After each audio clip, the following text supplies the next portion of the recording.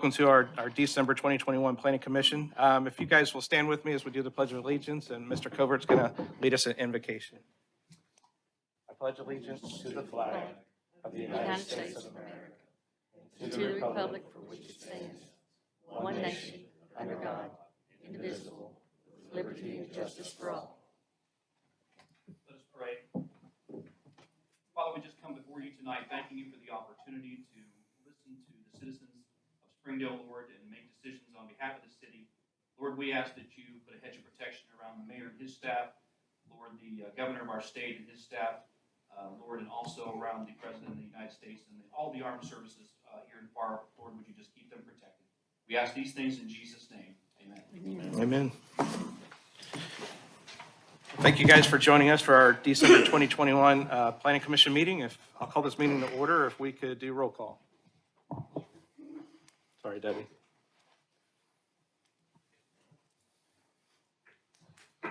Howard Austin, Gary Compton, Roy Covert, Here.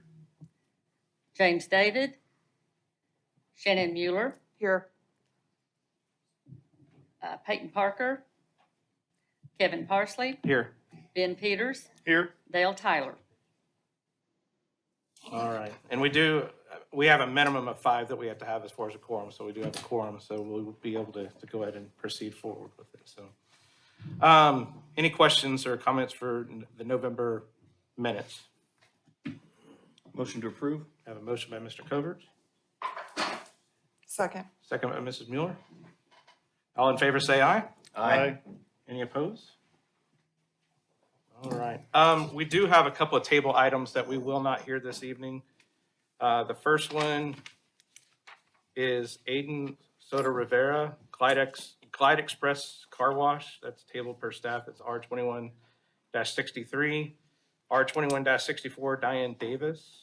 That's tabled per staff. R21-66, L&J Brothers Realty, LLC. Large scale L21-39, Riggs Expansion. Okay, sorry, just the variance has been tabled for staff. B21-98, the Riggs Expansion Large Scale will be heard this evening. And then B21-98, I just covered that one.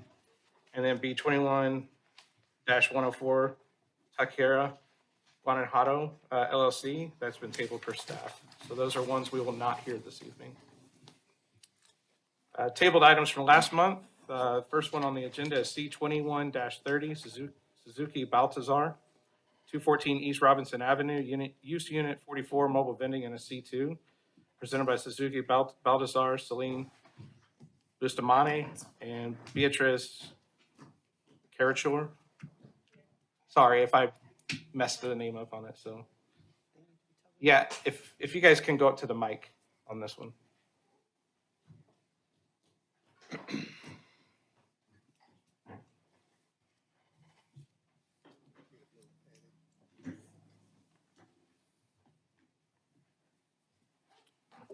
And if you all can tell us a little bit about your request here.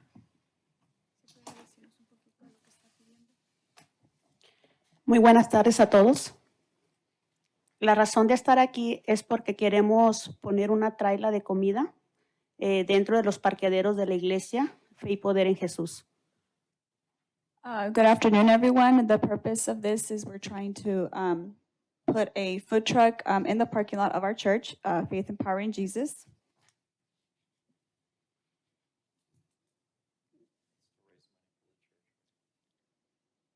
El año pasado como todo el mundo, tuvimos algunas circunstancias difíciles por el COVID y la iglesia necesitaba fondos y todos juntos como congregación juntamos una cierta cantidad para poner una iglesia y poder ayudar con los fondos para la iglesia, ya que la agarramos el año pasado, la compramos.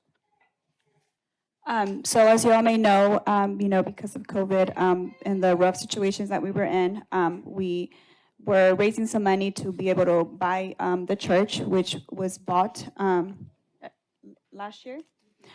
So, due to that, we are trying to do this food truck to be able to continue raising money and be able to pay it off. Very good. Okay. Any other comments?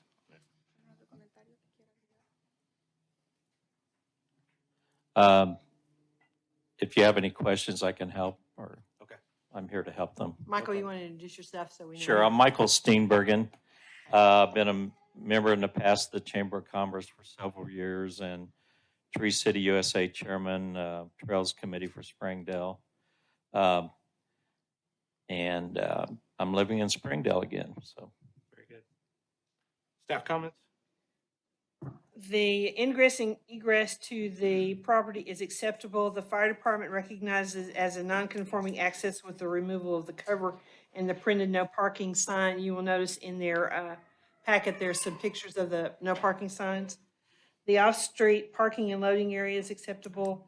The refuge area and service areas is unacceptable in that we don't know where you're putting a trash container. Do you have a trash container out there somewhere? Yes, we have the container in the green one. If you see the picture, it's a container for the trash can. Okay, is that for the church as well? Yes. Okay, so you're gonna use it jointly? Yes. Utilities, you're asking for a variance to allow it to have permanent electric? Electricity dot permanent? No? No, you're gonna operate it off of a generator, because we didn't get a variance request to Okay. hook to permanent electric. Yeah, electricity. Yes.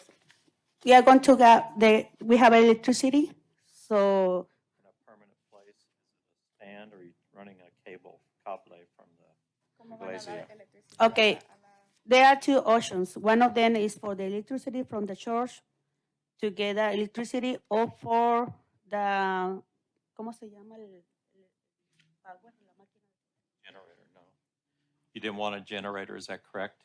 Okay, it can operate with a generator as Okay. is. If they want to attach it to permanent electric, they have to ask for a variance, and that Okay. electric service has to be underground.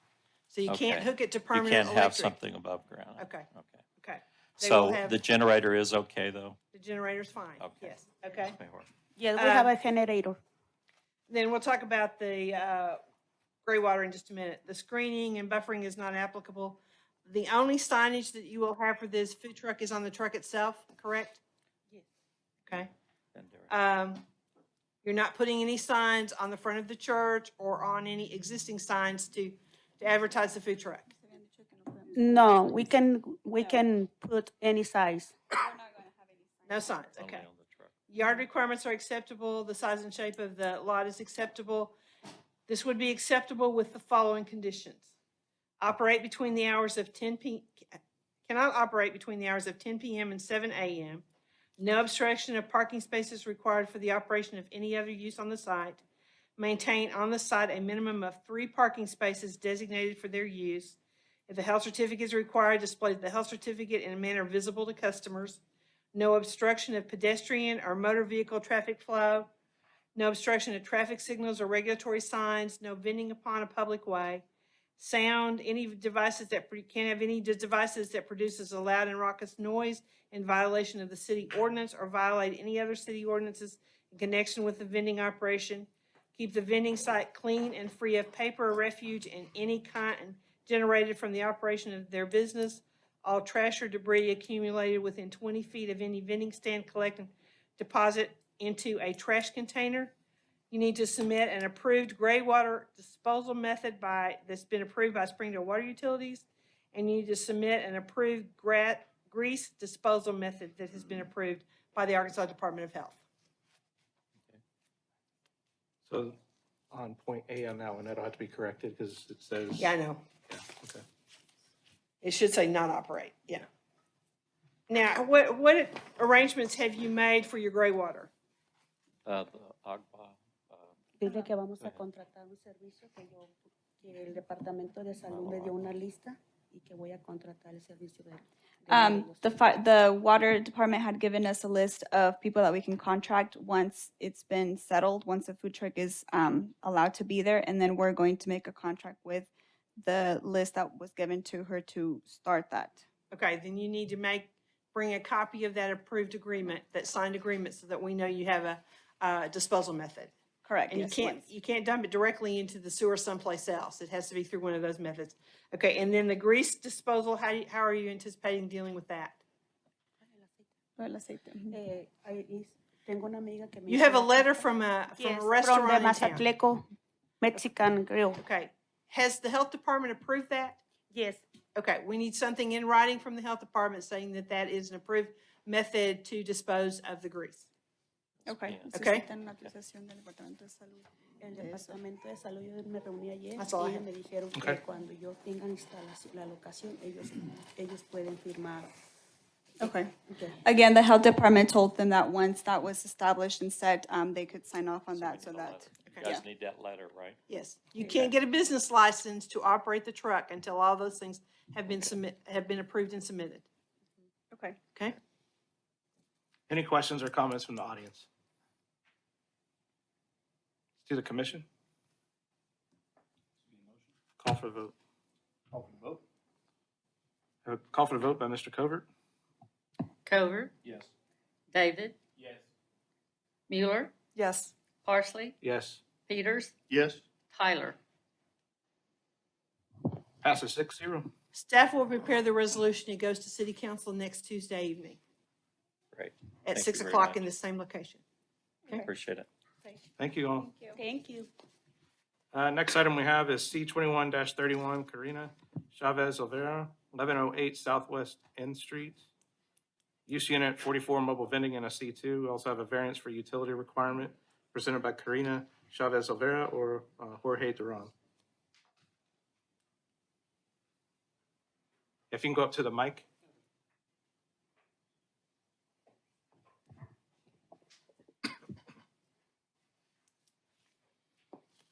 So you're looking at putting in a mobile vending as well? Yes. Okay. Can you tell us a little bit more about it? Well, we tried to put that like 3 years ago, then we have the pandemic going on, so we never did until now. Okay. We're trying to get that, and that's gonna be a Mexican food. And we're trying to put it in a tire shop. Okay. Staff comments? The location is the same that was approved Yes, last time. Okay. yes. Is it a larger truck than what you had anticipated the Same. first time? Yes. same. Okay. The ingress and egress is acceptable. The off-street parking, I see on the plan, you have 3 spaces that are marked. Are they striped and on asphalt? Correct. Okay, Right now it's grass, but we're gonna have asphalt. okay. You're going to asphalt that area where the parking, and you're Correct. going to asphalt where the truck itself is going to be. Correct. Okay. The refuge and service areas is acceptable. You've asked for a variance to allow it to be hooked to permanent electric, Correct. which that service will have to be underground. Okay? And screening is not applicable. The only signage you will have will be on the truck itself. Yes. Okay? The yard requirements are acceptable. The size and shape is acceptable with the following conditions. Not operate between the hours of 10 a.m. and 7 p.m. No obstruction of parking spaces required for the operation of any other use on the site. You said it backwards. Oh, 10 p.m. and 7 a.m., sorry. Maintain on the site a minimum of 3 parking spaces designated for their use. Health certificates are required. Display the health certificate in a manner visible to customers. No obstruction of pedestrian or motor vehicle traffic flow. No obstruction of traffic signals or regulatory signs. No vending upon a public way. Any sound devices that cannot have any sound devices that produces a loud and raucous noise in violation of city ordinance or violate any other city ordinances in connection with the vending operation. Keep the vending sites clean and free of paper or refuge for any kind generated from the operation of their business. All trash or debris accumulating within 20 feet of any vending stand, collect and deposit into a trash container. You need to submit the approval of a gray water disposal method by the Springdale Water Utilities, and you need to submit an approved grease disposal method that is approved by the Arkansas Department of Health, and the electric service must be underground. Any questions or comments from the audience? To the commission?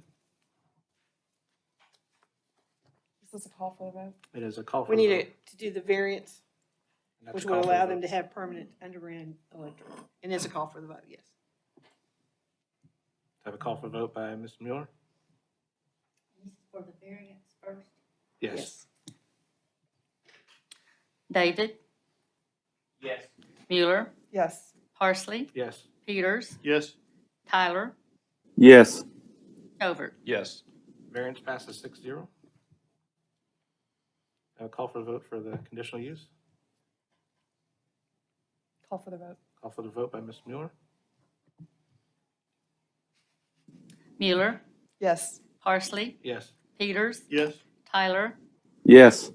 Covert, Yes. David. Yes. Conditional use passes 6-0. Staff will prepare the resolution. It goes to council next Tuesday evening. Thank you. Thank you very much.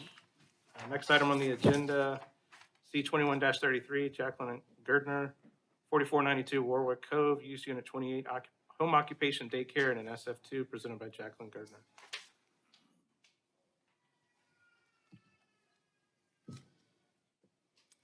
Hi there. Hello.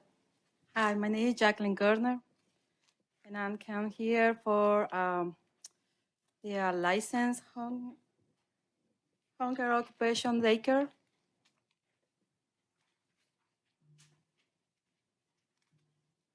Okay, so this is for, to operate a daycare within an SF2, a single family. Yes, sir. Okay. Staff comments? The ingress and egress is acceptable. There's a question about off-street parking. How many parking spaces do you have in your driveway? 4. Okay. How many students will you be, or how many children will you have at this facility? I understand that if I got a license, I can do the 6 kids. Well, you can have up to 10, including your own. I got a car and then my garage. Okay. So where do you anticipate these people dropping off and picking up their kids will be able to park if you have 6 children? Okay, the kids are coming in different time, so they can come in different time and they can drop in and pick her up too. They're not coming in the same time. Do you require them to come in at staggered times, or it's because do you require them to come in at staggered times, or that's just the way it works out?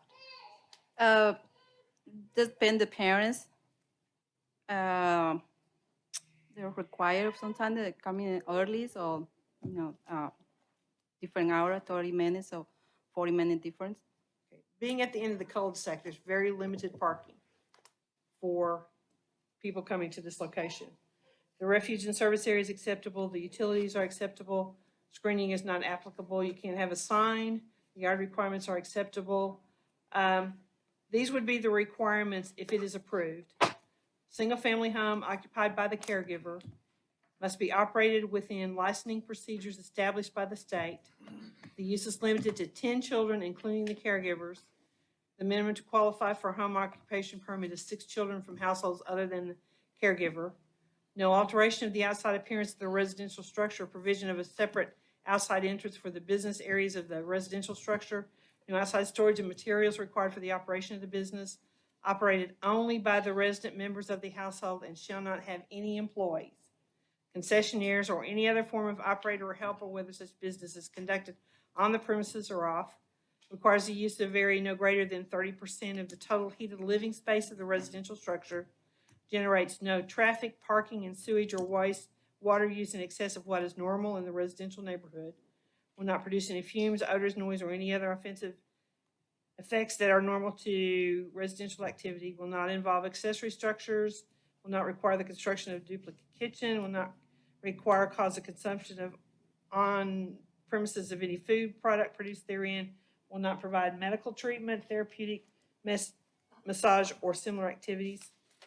And we do have one email that we received concerning this application from a Kimberly. She indicates, please note my objection to the conditional use permit application on Warwick Cove. I live in the Windsor North subdivision and member of the POA. The address of the home Warwick Cove is at the end of the cul-de-sac where most vehicles use the area as a turnaround, including a school bus every morning. A business at the end of the street will increase traffic. Is that it? That's it. Okay. Any questions or comments from the audience? Yes, if you'll come to the mic and state your name and address, please. I'm Julie Lott. Can you pull the mic down? Yeah. I'm Julie Lott. I'm her next door neighbor, and there won't be any issue with the parking. She has a double-car garage, and so there's plenty of parking as far as the vehicles go. I'm one of those 6 that will be using her, so I'll be walking right next door, so that'll be one vehicle less. As far as that bus turnaround, there's no issue as far as the other vehicles go. There's plenty of space. So that's my opinion as far as that goes. Everything that you mentioned that are requirements, she has met. Her home is extremely clean, and she has taken excellent care of my daughter. Trying to think if there's anything else. Any other questions or, but as far as the parking goes, there will be no issue. Okay, thank you. Thank you. I would also like to make a statement in support. Can you state your name and address? My name's Tammy Rowland. Okay. My address, I'm the administrator of the Northwest Arkansas Family Child Care Association. So we are officed out of Fayetteville. Thank you. We're nonprofit organizations whose mission is to promote quality child care. We sponsor the CACFP, and we provide training and mentoring to empower family child care homes. I want to speak in support of Jacqueline's request for a conditional use permit to operate a small family child care home. I'm sure you all are aware of the national crisis concerning the availability of child care that has gotten worse because of the pandemic. According to Harvard Business Review, 2 out of 3 parents are having trouble finding child care, and an even bigger problem is finding affordable, quality child care. During the pandemic, many facilities had to close due to the expense the pandemic procedures caused, and they have been unable to reopen. Without a place for their children to go, many families are finding themselves forced to stay home, causing the rising problem to businesses finding people to work. Many businesses, I'm sure you have already seen, are shortening their hours and closing extra days because they lack staff. I tried to get a tire fixed last week that was flat and could not get it fixed for 2 days because they were short in staff. Family child care homes are the answer to the lack of child care because they are able to operate with low overhead that keeps tuition more affordable, and the small group size helps limit contact to volumes of people like centers having fitting the pandemic procedures to best keep children safe. In addition, brain research shows how important the first 5 years are. A child's brain is 90% developed in the first 5 years. School success depends on the child being in a safe, stable, nurturing environment with lots of positive interactions during the developing years. Now, I know Jacqueline can keep 5 children without doing any of this procedure inside city Springdale limits. She's wanting to keep 6. But I know you all agree with me that people perform better with professional development, training, support, and accountability. Jacqueline will have access to all of these things by being a regulated family child care if she's able to get this conditional use permit. I've been in Jacqueline's home many times helping her navigate this process. She has a beautiful, clean, well-equipped home. She has a calm, loving personality, and her experience that she acquired while working in a Benton County Child Care Center will help with her expertise. I pray that you will see the positive impact her home could have to the working families in Springdale and the children they love. One other comment I want to make, because I hear you talking about worrying about the parking. You have to remember, in family child care homes, most of the time they're keeping more than 1 child from a specific home. They might have 2 siblings. So you're talking a very small amount of traffic that would actually be caused by a family child care home. Once again, I reiterate, she can keep 5 inside your city without being licensed. So we're talking 1 extra vehicle if she were to keep 6 children. She could actually ask parents to stagger drop off and pick up time, but most of the time families are trying to get to work by 8 o'clock. So they're starting anywhere from 7:15, 7:20, 7:30. I beg you to consider, because we really are having a child care crisis, and family child care homes is the answer to that. Thank you for your time. Thank you, appreciate it. Any other questions or comments? To the commission? This be a call for the vote. Call for the vote. Call for vote by Mr. Peters? Housley, Yes. Peters, Yes. Tyler, Yes. Covert, Yes. David, Yes. Mueller. Yes. Conditional use passes 6-0. Staff will prepare the resolution. It goes to council next Tuesday evening. Thank you. Thank you very much.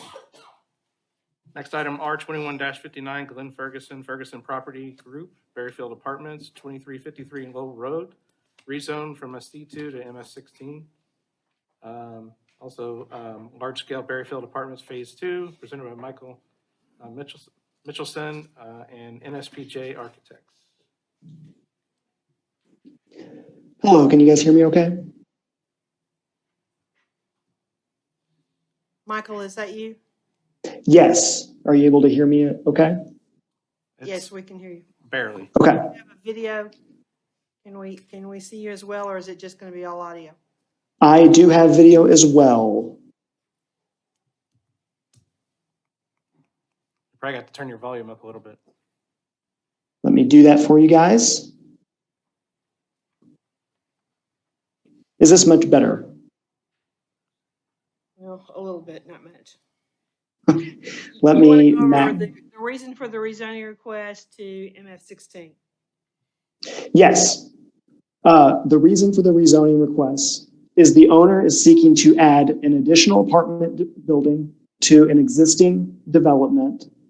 And in order to do so, he is requesting the rezone of a commercial parcel into a medium density multifamily parcel.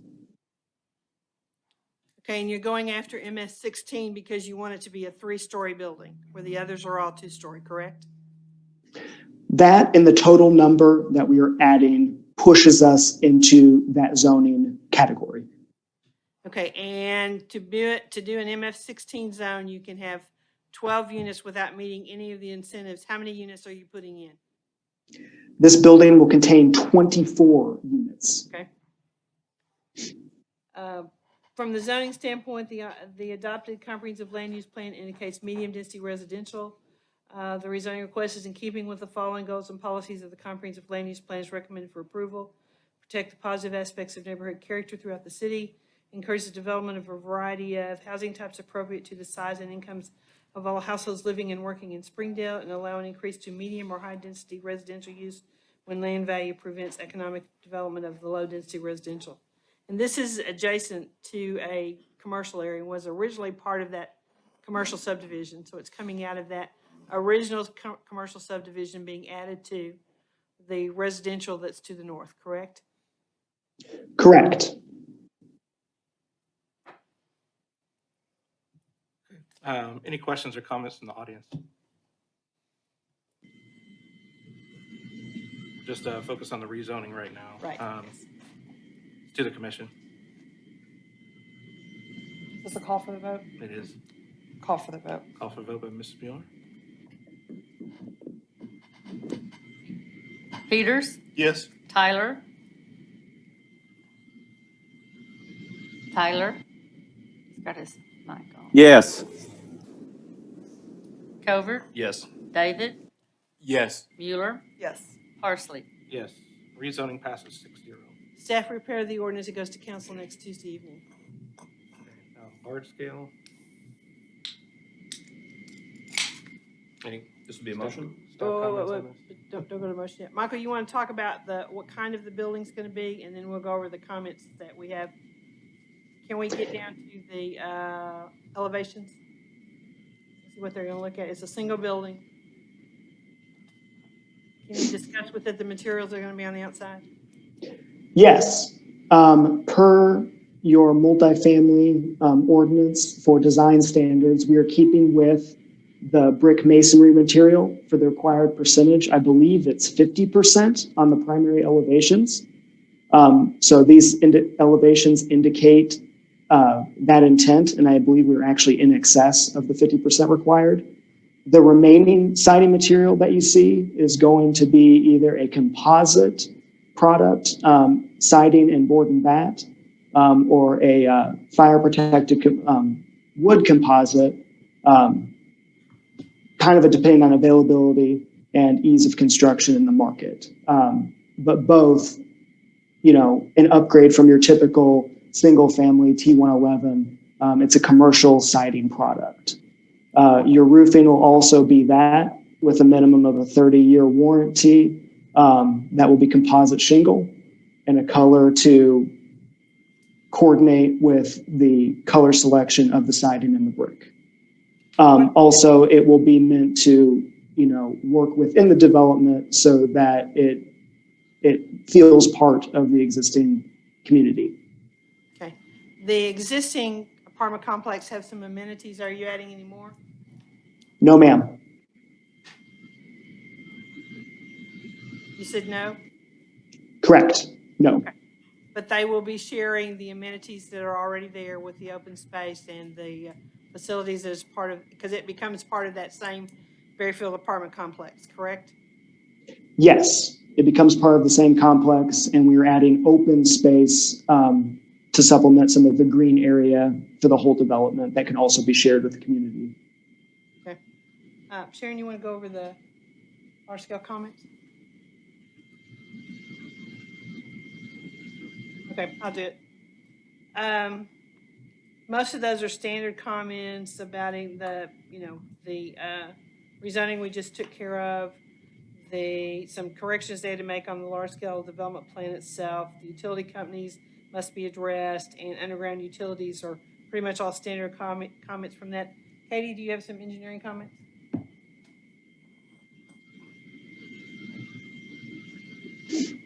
All right, engineering comments.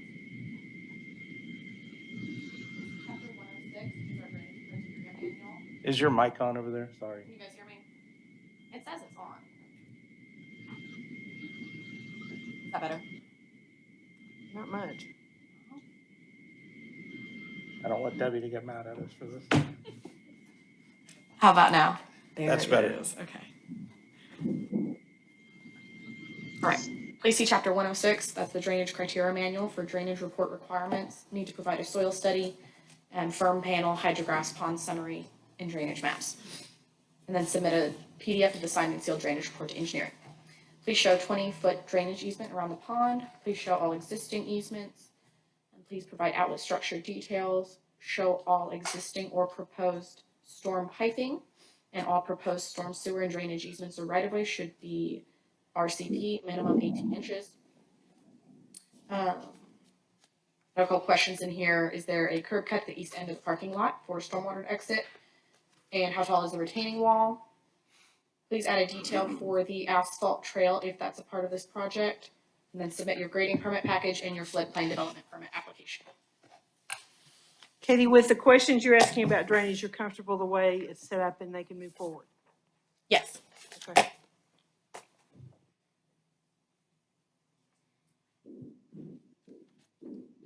Michael, you have any comments or questions about those comments? No, I believe we understand the comments they provided.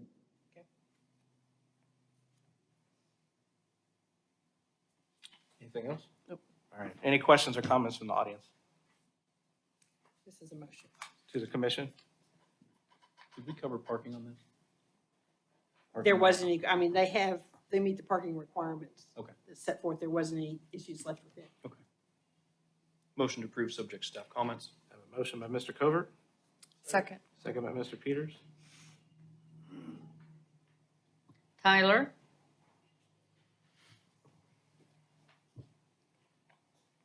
Tyler? Yes. Covert? Yes. David? Yes. Mueller? Yes. Parsley? Yes. Peters? Passes 6-0. Thank you. Next item is large scale 21-37 Taco Bell, 4126 Elm Springs Road. This also has a variance B 21-102, variance for commercial design standards on landscaping, presented by Way Engineering, Matt Murdoch and Bill Terry. I'm Bill Terry with Way Engineers. The variance is for the west side of the property. Is this on? Yeah. Okay. We couldn't meet the requirements for existing utilities, so we placed these 7 trees around the pond in the rear. And the foundation landscaping, you've taken it away from the foundation and put the additional landscaping on other places on the site. Correct.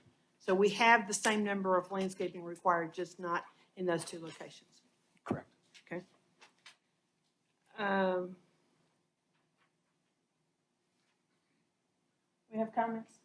I think all we've got planning wise is just standard comments that come with everything.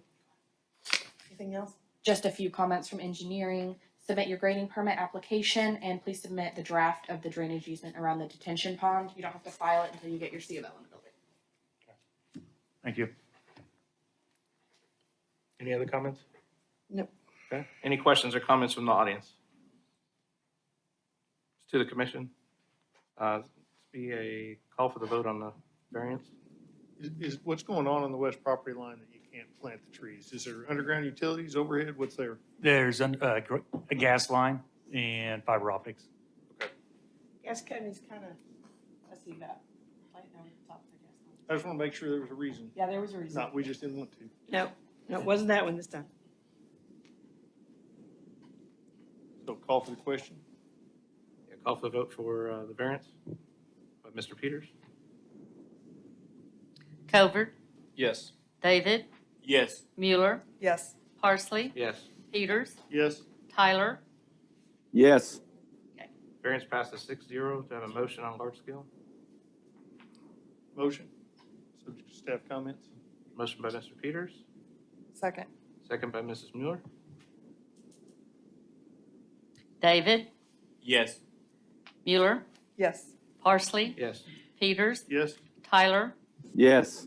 Covert. Yes. Large scale passes 6-0. Thank you. Next item, B 21-90, Benny Holloway, 12994 Knight Lane, variance for rear setback from 20 feet to 10 feet, presented by Benny Holloway.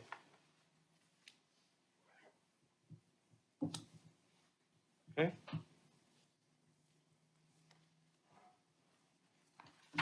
Next item, actually next section on here is R 21-58 to rezoning Vic Enterprises, 3118 Old Wire Road, from an SF2 to MF2, presented by Victor Barrios. Can you tell us a little bit about this? Yes. I'm going to need to, in order for me to develop that property, I'm going to have to get some manholes for the sewer services. And then I think the best way that I can utilize the land will be if I make a duplex in there, so it can be feasible financially. And Okay. yeah. Staff comments? The comprehensive land use plan indicates low-density residential use. The MF2 that's being requested is 4 units per acre, which is the same as low-density single-family. The rezoning request is in keeping with the following goals and policies of the comprehensive land use plan is recommended for approval. Protect the positive aspects of neighborhood character, assure adequate land location for residential purposes by providing lots of adequate size, and encourage the development of a variety of housing types appropriate to the size and income of all households living in the city. Any questions or comments from the audience? To the commission? This be a call for the vote. Call for the vote. Call for vote by Mrs. Mueller.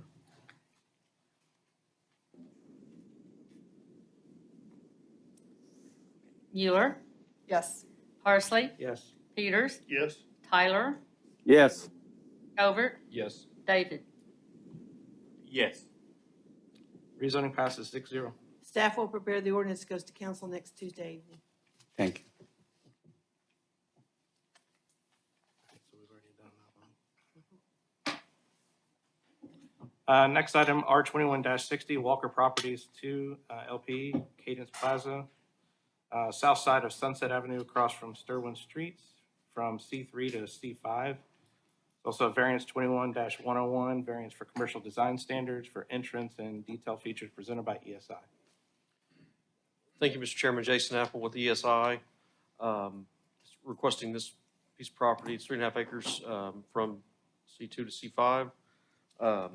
And the variances, we briefly discussed at the previous meeting, but one variance is for the requirement of customer entry on the southern side. requesting that variance. All the customer entry will come off the 412 side. And the other item is, it's labeled detail features. It basically is an architectural feature. We've got 32.5-foot bays instead of 30-foot bays. So we requested a variance from 30 to 32.5 feet to meet those projections at the 30-foot increment. And I'll answer any other questions. Staff comments? The rezoning request is based on you need drive-throughs, and so you went from C2 to C5, correct? Yes, ma'am. Okay. The land use plan indicates commercial use for the area. The rezoning request is in keeping with the following goals and policies of the comprehensive land use plan is recommended for approval, improve the city's economic base and tax structure through the promotion of healthy, stable commercial concentrations, assure adequate land allocation, commercial areas of sufficient size and in proper locations, and encourage the development of a wide range of commercial development for the residents and tourists to include neighborhood, community, and regional centers. Okay.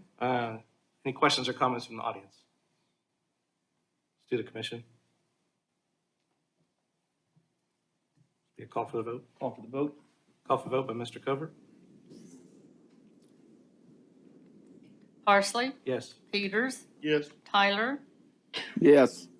Covert, Yes. David, Yes. Mueller. Yes. Rezoning passes 6-0. Staff will prepare the ordinance that goes to council next Tuesday evening. Staff comments on the variance? Well, the access off of Mays Street is really the back of house.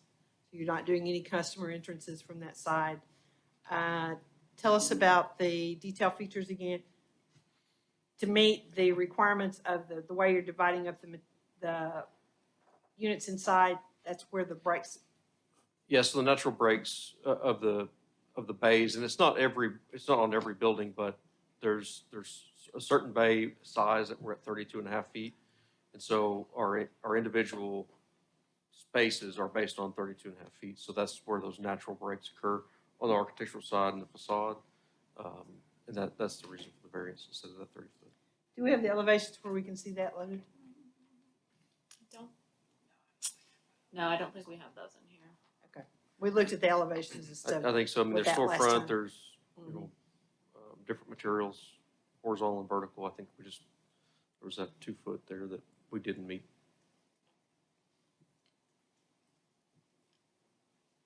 Is that it? That's it. All right. Any questions or comments from the audience? To the commission? Jason, do we think that the businesses that will be in here are so auto-centric that no one from Mays Avenue or that lives south of there will ever walk there or ride a bike? I understand not having an entrance on the south side, but I wonder if there's not some way to provide pedestrian access from the south so that if someone wanted to bring their kids and walk up there, Sure. they could? We do have a pedestrian access point. It's on the east side, the building that runs more north and south. So there is a sidewalk connection to the Maze improvements on the Okay. east side of that drive there. So it does run through that into the site there. And there will be sidewalk along Mays, Yes. all along through there, so it's just one entry point. Yeah. Okay. This is just one of those where, if it happens to be a business that serves that community right there, it'd be nice to have them readily available without having to get in their car to go there. So it sounds like you're close. I don't know. I'd kind of like it if there was a pattern in the pavement like there is. If you're walking on 412 and you come to the buildings, you've got a walking path, right, through the parking lot. But if you come from the south, you can access these buildings on the right, but you can't access the other two without just walking across the parking lot. We can add a connection across there, that east drive. I think that would serve the intent of, trying to get people to come without using their car. Not a problem. So you're gonna modify your plan and add that, and it's a change in pattern of the concrete that connects that across, okay? And it'll be, I assume, in front of that middle building back to the east, in some location to get to that sidewalk that runs north-south in front of that building. So you may change your location of the parking island or something, so you're Yeah, not caught. make some adjustment there. So that you're not makes- walking between cars, you'll actually create a place to Yes. go through there, okay?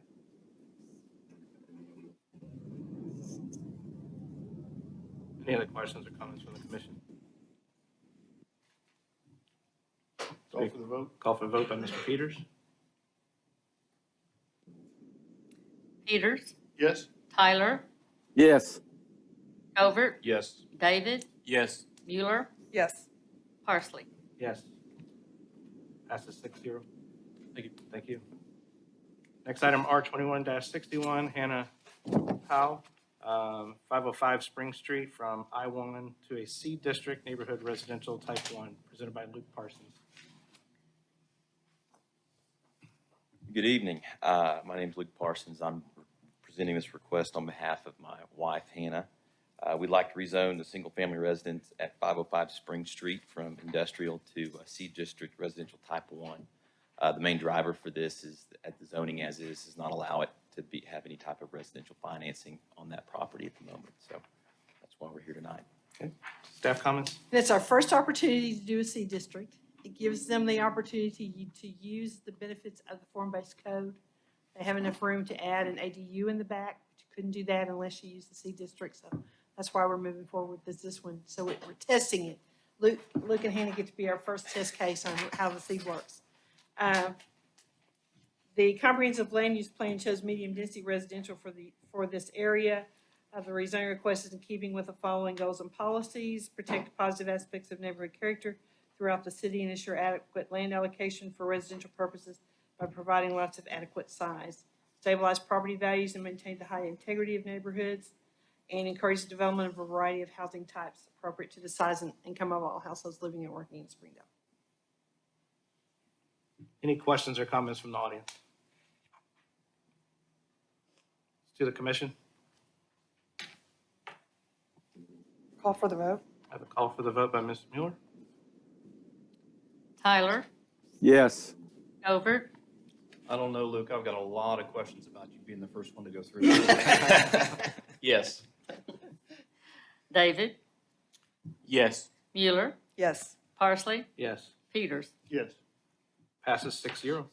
Thank you. Staff you. will prepare the ordinance that goes to council next Tuesday evening. Thanks, Luke, for being the first. We'll work through this. Next item, R21-62, Proctor Rental LLC, 2195 and 2241 East Robinson Avenue, from a C2 to a C6, presented by Rohlar. Good evening. Good evening. My name is Roman Roark. I am presenting on behalf of Proctor Rentals. We are in the process of purchasing the property if we can get this rezoning done. We're trying to go from a C2 to a C6. We have been operating a used car lot here in Springdale for the last 20 years. And finally, we have outgrown our location. So we are trying to move to something bigger and better. I think you all have a picture of the building that we are trying to build. It's very modern. We're trying to match what you're trying to do, or what we're trying to do here in Springdale with Emma and this building. So I would appreciate your consideration. Staff comments? We do appreciate you submitting the building, but remember, we're not rezoning for that structure. He'll also have to go through the large-scale development process. The comprehensive land use plan indicates regional commercial use for the area. The rezoning request is in keeping with the following goals and policies of the comprehensive land use plan is recommended for approval through the city's economic base and tax structure through the promotion of healthy, stable commercial concentrations, assure adequate land allocation for commercial areas of sufficient size and in proper locations, and encourage the development of a wide range of commercial developments. Any questions or comments from the audience? Let's do the commission. Call for vote by Mr. Covert. Covert, Yes. David, Yes. Mueller, Yes. Parsley, Yes. Peters, Yes. Tyler. Yes. Rezoning passes 6-0. Staff will prepare the ordinance that goes to council next Tuesday evening. Thank you. Next item, R21-65, Velta Bernice Surratt Harvest and Revocable Trust, 312 East County Line Road, from an A1 SF2 to MF16, presented by Scott Preston. MF12. Did I say MF16? MF12, sorry. It's MF12. Good evening. Scott Preston, Springdale resident, long time. We are looking at developing this 5 acres for multifamily use. And I'm representing the Harveston Revocable Trust. Staff comments? This property previously was in Bethel Heights, so it's not shown on our comprehensive land use plan, but the rezoning request is in keeping with the following goals and policies. Assure adequate land allocation for residential purposes by providing lots of adequate size, stabilize property values, encourage the development of a variety of housing types appropriate to the size and income of all households living and working in Springdale. That's it. Okay. Any questions or comments from the audience? Yes, if you'll come to the mic and state your address, name and address, please. Hi, my name is Tim Wilson. I own property 416 East County Line Road, directly beside it. I just had a question of what type of structure is going to be built here if rezoned. So I know it's multifamily 12, 85 people per acre, I guess is what that ends up being. It will allow 12 units per acre. In order to do that, they have to start with 8 units per acre, and in order to get it to 12, they have to provide amenities in the type of structure they're using, additional open space, and those kind of things to get to that 12 units per acre. We'll look at the type of structures, what the outside materials are, the open spaces, the amenities that they would add to, and they'll come back with a large-scale development plan, and you'll be notified of that when that is submitted as well. Okay. Have to take care of the drainage as well, too. Sure, thank you. Okay. Any other questions or comments? Hey, one last thing. We did speak with, I spoke with Ms. Christie and Rick at the Water Department and Blake at the Fire Department. There will be, because it's a enclosed 5 acres, it doesn't have any other side accesses unless there was other land acquired. So we would really like the MF12, but if the committee has something with it, please consider SF3. And I don't know all the rules, but Okay, you want to get downgrade to SF3 where you're going to do single-family homes only well, and I nothing just, multifamily? if MF12 was not an option, I was advised to ask for SF3 that would be, which is still usable for single-family homes, or I believe it's still for duplexes, it's just smaller lots, but I might have stepped on my own foot, but. Well, I think if that's what you want to do, you probably need to look at it. In discussing this with Rick, is sewer capacity an issue? No. And then the issue is access if you do more than 29 units or you got a sprinkler. Blake at the fire department said 30 units or less. At 31, you have to sprinkle. Right. Because there's only going to be one entrance on it. But multifamily, I guess, covers all that too if MF12. You can do single family and duplexes and multifamily and MF12. You just can't exceed 12 units per acre. The fire code is still, regardless of what it's zoned. Perfect. That number of units and whether you have to have a second access point or a sprinkler doesn't make any difference on what the zoning is. Perfect. Okay. So we're staying MF12. Yes, thank you for the clarification. Okay, it's to the commission. Call for the vote. I have a call for vote by Mrs. Mueller. David, Yes. Euler, Yes. Parsley, Yes. Peters, Yes. Tyler, Yes. Covert. Yes. Rezoning passes 6-0. Staff will prepare the ordinance that goes to council next Tuesday. Thank you. Thank you. Next item, R21-68, cottages at the park, revised PUD, west side of north side of West County Line Road, east side of Shaw Park, from a PUD to revised PUDs, presented by ESI. Thank you, Mr. Chairman. Jason Apple with the ESI. So we've prepared this revised PUD plan for Phase 3. So when we came forward with the full development plan on the initial review, we kind of had an idea of what Phase 3 was going to be, but we didn't develop plans any further than a conceptual sketch. So we've obviously been out there. We've got Phase 1 complete. Houses, all the lots, houses in there under contract are sold, and then moving into Phase 2. And so we're basically just trying to continue that same product into Phase 3. So previously, phase 3 was going to be slightly larger lots, slightly larger homes. And we're trying to keep the price point down, just keep them still affordable, without making a significant increase in that price point. And so ultimately, we're coming back asking for a revision.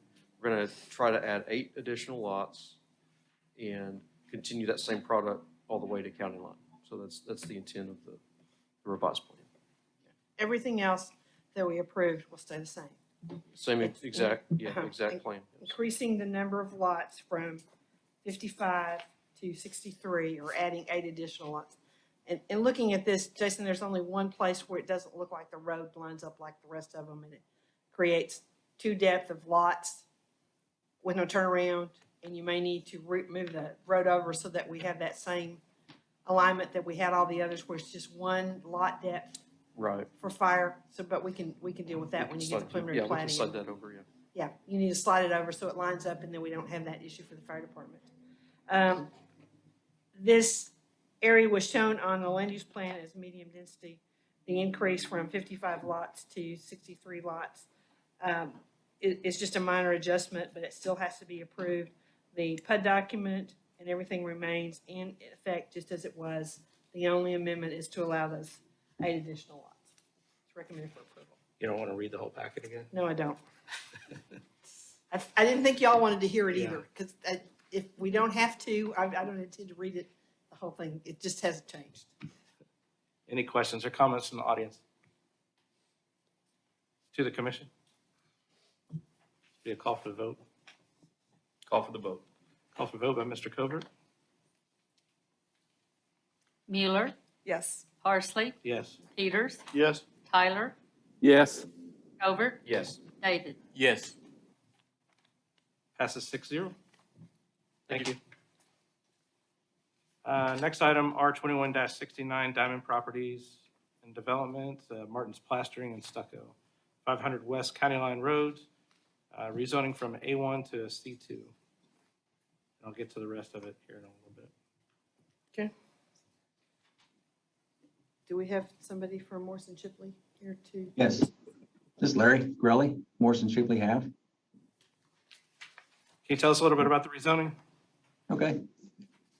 Just requesting a rezone from A1 to C2 for the front half of the existing 3.5 acre tract. And that's to construct the 7,500 square foot commercial building to house the owner's business materials with a small office in the front. Okay, staff comments?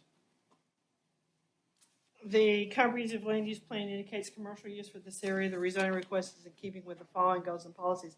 It's recommended for approval, improve the city's economic base and tax structure through promotion of healthy, stable commercial concentrations, ensure adequate land allocation for commercial areas of sufficient size and in proper locations, and encourage the development of a wide range of commercial development.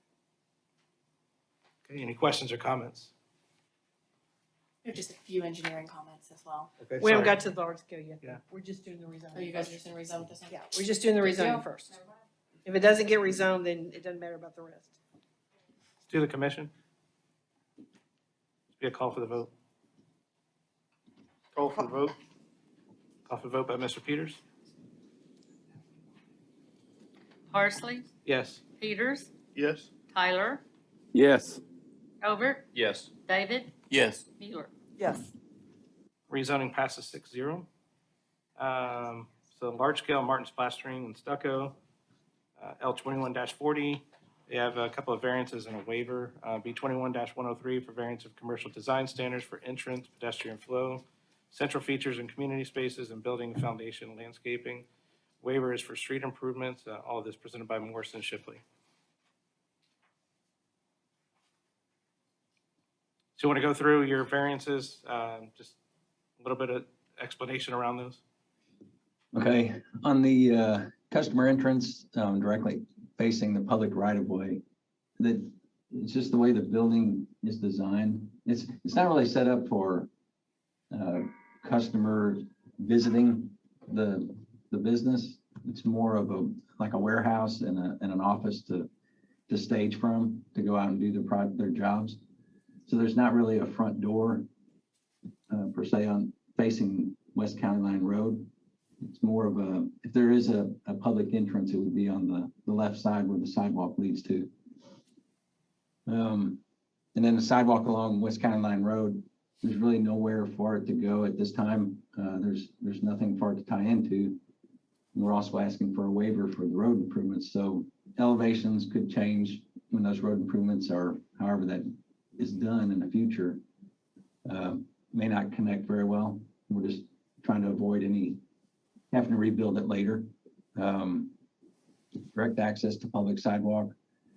We show it going to the accessible parking space, and I guess in the future it could be extended if there is a public sidewalk out there. Let's see, building foundation landscaping. So this is basically a, you can see on the north side, the open bay storage. There's 2 large doors. There'll be really no doors on them. They're just openings into this warehouse area. And then there's another large garage door next to that. But what we did was we took all the foundation landscaping and put it out in front, more of a screen from the road than around the building.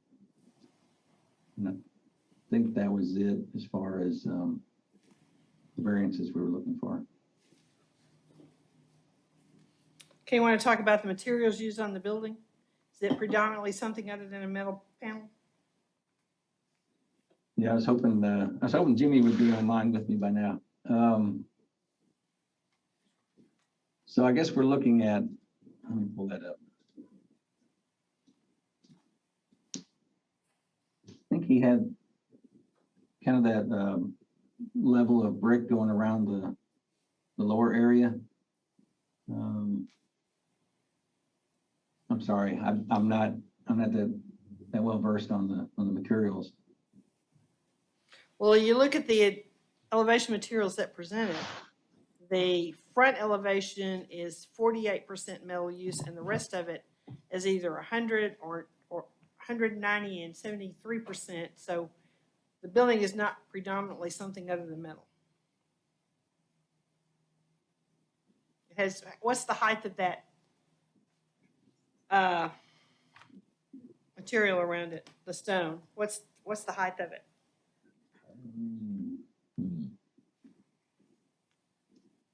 I thought it was around 3 foot, but I would need to check on that. It looks like it might be only 2.5. So it's a very minimal amount of stone around the bottom of the building, correct? Yes. Okay. I don't know if he has. The photometric plan? The photometric plan was being worked on, last I understood, to get the foot candle numbers up to extend to the edge of the ends of the parking areas. Okay, so that still has to be adjusted because the lighting plan's not taken care of. Correct. What about the fact that this property was split off, but we don't have an approved lot split for it? Split off as in the tract further north? To have been approved through the county without the planning commission or the city approving the lot split. So we're gonna have to clear that up before we can move too much further. This one in the tract next door were split somehow without city approval. We're gonna have to deal with that too. Okay, that was prior to us getting hold of it, so, okay, we'll look into that. Katie, you have some engineering comments? Just a few on this one. Submit your grading permit application and show your street improvements and street lights, and that's pending the waiver request, which if the commission favors it, we recommend payment in lieu of be considered. Katie, did you say you recommend that the street improvements be waived? We recommend that if the commission believes the street improvement should be waived, that they should also consider payment in lieu as an option. Okay. Okay. Is that I it? think that's it. Okay. Any questions or comments from the audience? Let's do the commission. Just a quick question, and this is just for my own information. Are we able to vote on something where the city is unaware of the lot split? Well, we just have to get that cleared up. That's a technical issue that they're gonna have to resubmit to get that taken care of. I think we can do that without you guys having to get involved. If we can't, it'll come back. Gotcha. So I had two questions. I don't know that I heard as far as, are you still having the same percentage of landscaping? You're just moving it to different areas? Yes, we took the number of plantings that would have been between the doors, I guess, and around the perimeter of the foundation, and we put those out in front, that same number of plantings. Okay. And then I actually had written that question down as far as payment in lieu of, for the street improvements. And that's a situation where you can recommend it to council, or council has to make the final decision. Yeah, I'm just asking if they would be in favor of that. Yes. Okay, so you're willing to change this waiver to be payment in lieu of? For the street improvements, yes.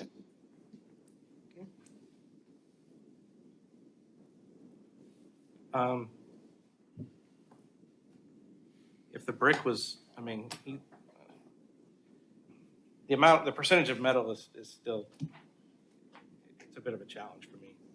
Yeah, I agree. I would tell you that with the money, if we're not gonna put in entrances and pedestrian flow, and we get the reasons behind that, I would like to see some of those finances put towards improving the building. Otherwise, we're building a large metal building with really nothing except a little bit of rock around it right on the street front. Okay, I have a question. This is a stucco building, company, right? Yes. Okay. What kind of stucco are they putting on the building?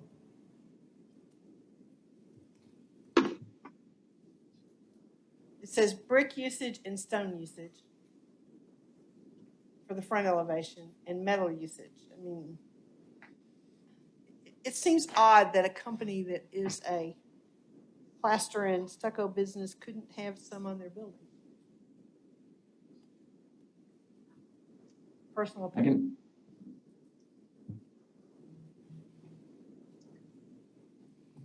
So I think what we can do here is that we can group a couple of these variances together.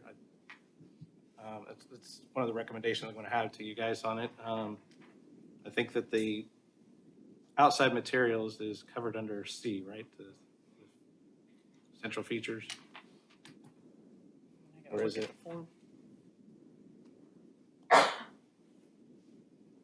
Somebody help me out because I don't remember what number it is. Uh, 103. Actually, they didn't ask for any variances to the facades and the exterior walls. Okay. So that's Or not materials and colors. Okay.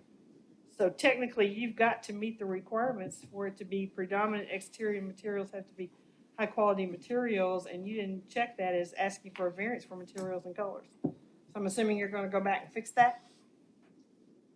yes, I'll bring that back to them. Okay. So we're only talking about variances for the entrances, the pedestrian flow, the central features and community spaces, and the building foundation landscaping. We're not talking believe so. about the materials, the breaks in the walls, or any of that, because they didn't ask for any of those variances. Yeah, because I don't remember that being requested. Well, I don't either, except the material submission that you gave doesn't reflect what we talked about when you look at those calculations. So if we approve the large scale in that, it will have to be able to comply Right. with the percentages requested Yeah, or with required. the requirements, because they didn't ask for a variance. Okay. Which means that the percentage of metal would go down, correct? Yes. It would have to. Okay. Yes. Predominant material of the structure has to be something other than metal. Or they have to come back for another variance. Exactly. I think I'd kind of like to see what that's going to look like before we vote on the project. Yep. So the question is, are you suggesting it be tabled until we get back revised elevations? It would help me vote in the positive. Okay, do you guys, you understand what we're saying? You want us to vote on it ahead of time, or you want to table it until we get new elevations?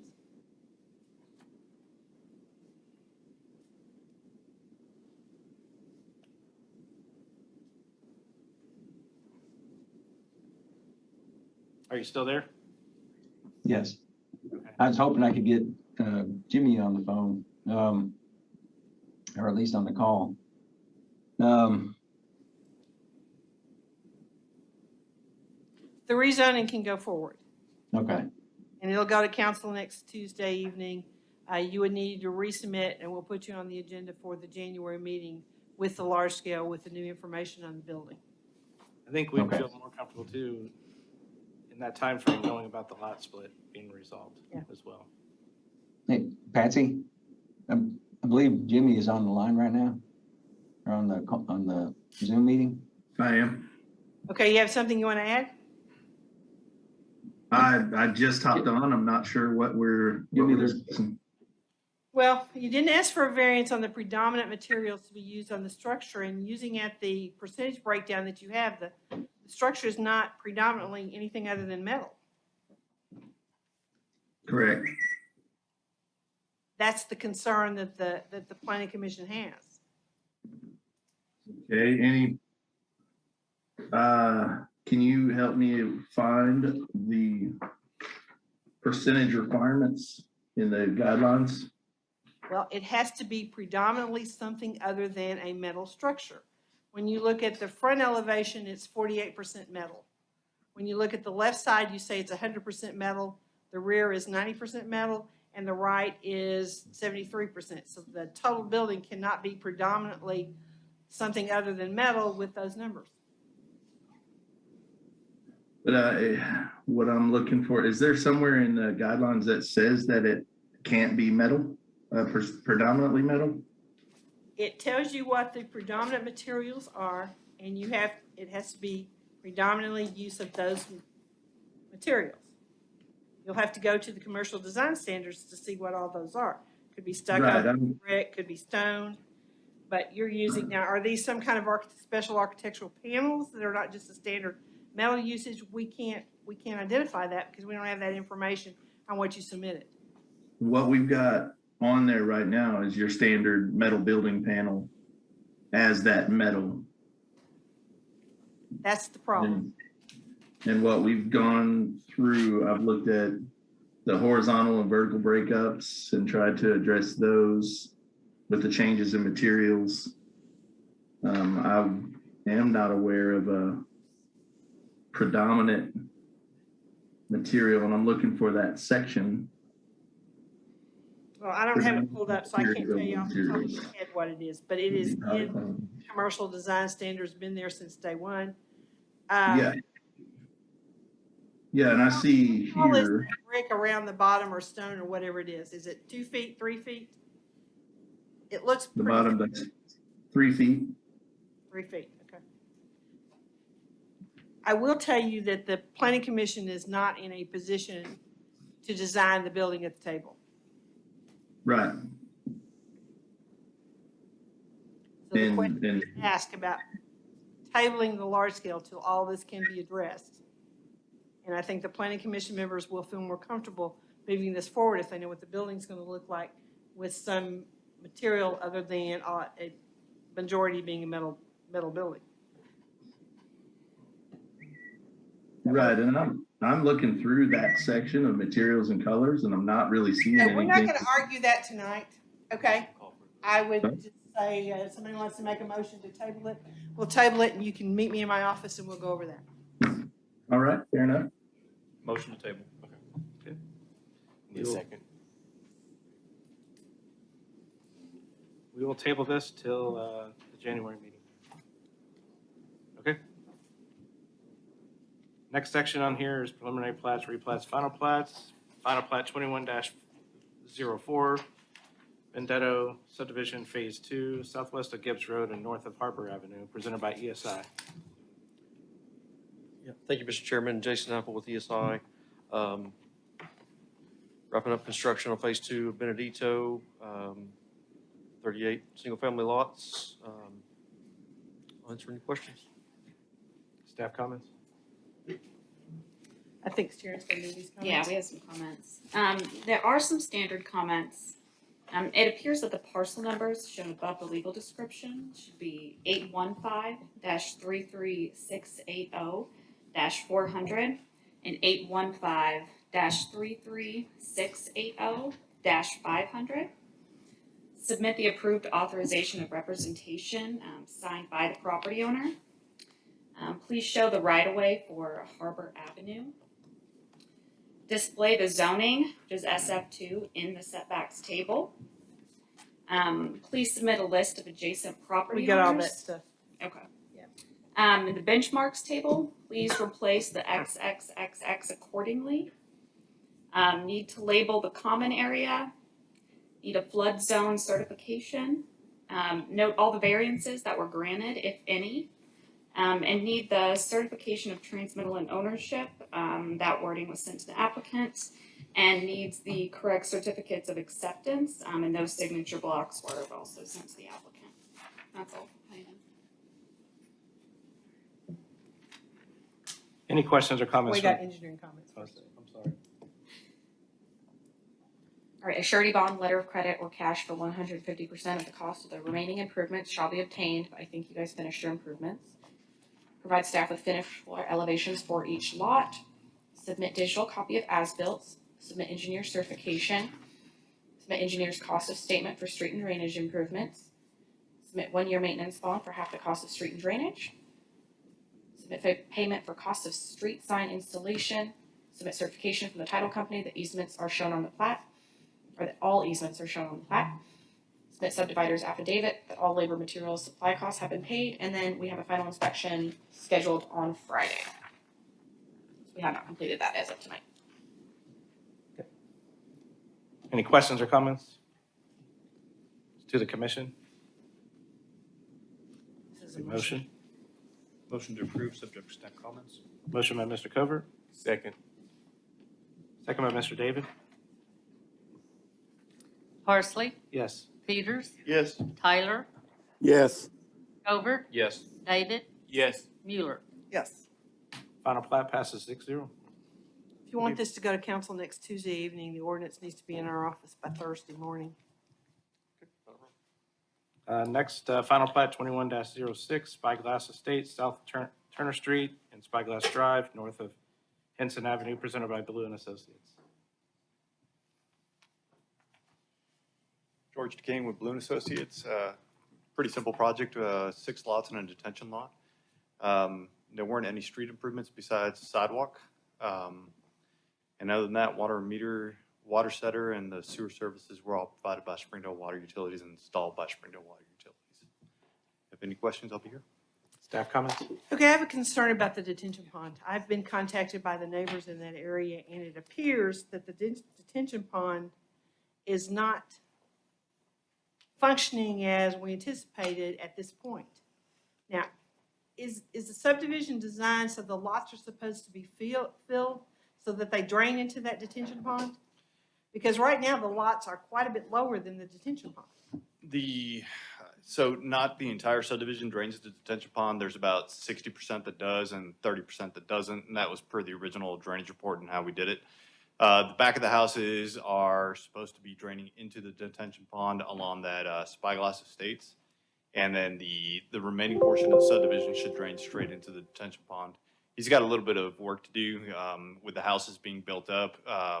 The houses right now, the lots aren't really graded for the houses. They're just graded for, to be able to install the detention pond, and that was about it. But this is a discussion that we had with city staff on the site when we were doing the final inspection, that the grading would have to be such that it all drains to the detention pond per the original stormwater report. Okay, so what guarantee do we have that those lots are going to be built on anytime soon to keep the problem, you've seen those pictures of water standing outside the detention pond and then going around the detention pond? What guarantee do we have that lots are going to be filled in the time to take care of that? I guess the question would be, what kind of guarantee would you want?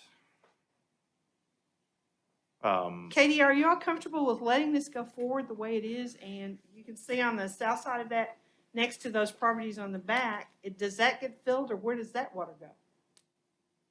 That's what's coming into the street on the west side. Were these pictures taken yesterday or are these older? I'm not sure when these Okay. photos were taken. I think they We've were taken from pictures out there a when it couple was of raining, times. yeah. Yeah, the trees haven't. It just, I have had a lot of concerns from the property owners in that neighborhood that the detention pond is so much higher than the lots, it's not functioning. And how do we guarantee that the lots will be built in the sequence that will go ahead and make all the rest of that drain? And I guess that's my question. Katie, you have some suggestions? So when we spoke to the builder, he said that it's the same person who did the rest of the dirt work. He plans to build all 6 homes at once. And we told him that he's aware he has some grading work to finish. And he said he would like to do all of that at one time when the houses are built. And that he understands that his C of O on those homes would be dependent on making sure the grading is done properly. And that's well and good for the builder building the new homes. It doesn't do much for the subdivision that's south of that while we're waiting for those houses to be built. That's my concern. Well, until the houses are built, you're not really having the same amount of impervious area. You're still talking about a grass field that was draining in that direction in the first place. Once the houses are built, then you have the impervious area. Then you're dealing with the roof drains and the additional water from all those calculations that we do while we're going through this whole thing. But the natural flow of the water has been changed because the detention pond has been put in. And there's water going around the detention pond until those lots are raised. The natural flow of the detention pond forces the water in the opposite direction of where it naturally flows before we did all this work. So we're actually trying to send the water in the opposite direction towards Turner instead of towards Spyglass. Once it's completed. Once it's completed. But Okay. before any of this work was done, it all flowed to Spyglass. It just, I can tell you that the neighbors are very concerned because they've had as much or more water in the street as they've had in the past after this has been put in. Those are my questions.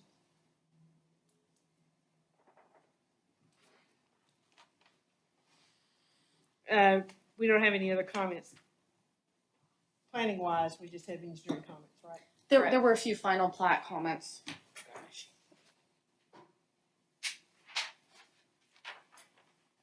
Let's see, we are missing the detention pond certification. And then it's the same list that I read before: surety bond, letter of credit, or cash for 150% of the remaining improvements. If there are any, submit engineer certification, submit engineer's cost of statements for the drainage improvements, submit 1-year maintenance bond for half the cost of the drainage improvements, submit certification from the title company that all easements are shown on the plat, and submit subdivider's affidavit that all later labor, materials, and supply costs have been paid. And then you have the comment that the sidewalk for the detention pond has not been installed. And ensure lot grading is done so all stormwater flows to the pond. When are those supposed to be taken care of? Before the final plat is approved, or when? What's the time frame on that? So the sidewalk, I believe, was bonded for. Yes, he's doing a letter of credit for 150% for that small piece of sidewalk. It's about 36 feet long, 5 feet. He was just going to build it at the same time he did the concrete flat work for the adjacent house. The detention certification, I actually do have. I just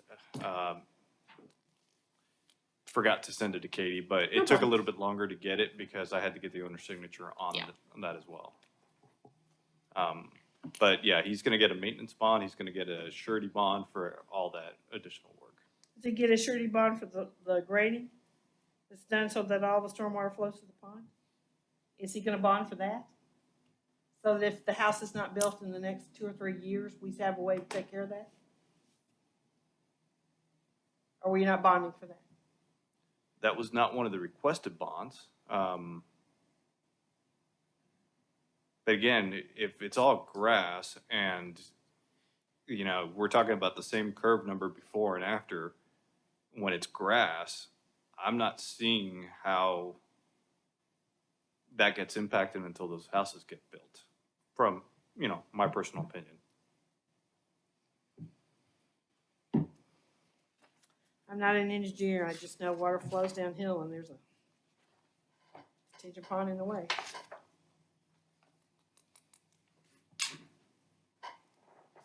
Ben, have you been out to look at it?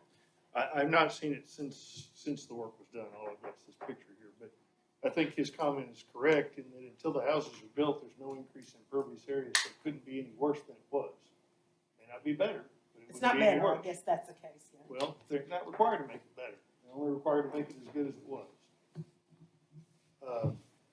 think the area of the detention pond flows to Turner rather than to Spyglass. So in that respect, it is better, although maybe not appreciably better. I think that was my comment when this came through as preliminary, that the drainage here has been a problem for years. I dealt with this way back when I was the city engineer here, and Spyglass has always flooded when this was just a grass field. And I have not looked at it. Katie would be in a much better position than me to talk about that. But I think the concern that if a house is not built, what's going to happen is the same thing that's always happened. When the houses are built, they must drain into the detention pond, which flows the other direction. So I think they've met the minimum standard. Okay, so even if they start with the two northern lots first? Those will have to go in the detention pond. Okay. And that goes east instead of west. Okay. I've heard a lot of concerns about this since this went in, and I'm just asking the question to make sure we got it all covered. So does that have to be inspected once the, I mean, because you're obviously elevating those buildable lots, correct? Yeah. Does that get inspected before a foundation is poured? Yes, we require an elevation certificate for every foundation so we can verify the minimum finished floor before it's poured. Okay. Any questions or comments from the audience? To the commission? Don't have any other questions? This will be a motion in a second. Motion to approve subject to staff comments. Motion by Mr. Peters. Second. Second by Mr. Covert.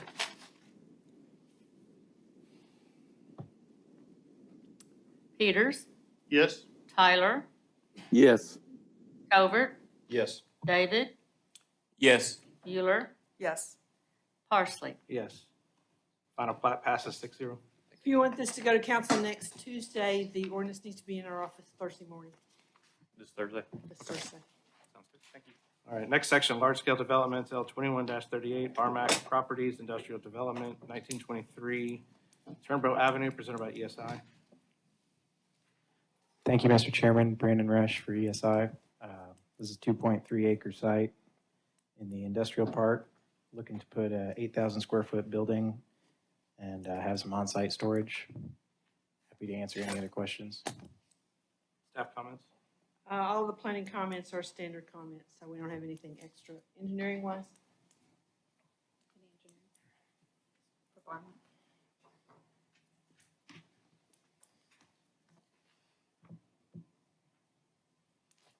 Okay, just a few on this one. Submit your grading permit application.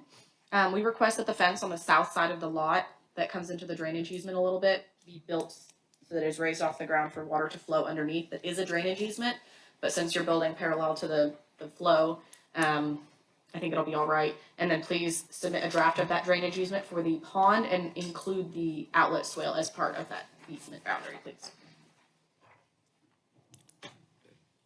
Any questions or comments from the audience? To the commission? Be a motion. Motion. Motion by Mr. Covert, Second. second by Mrs. Mueller.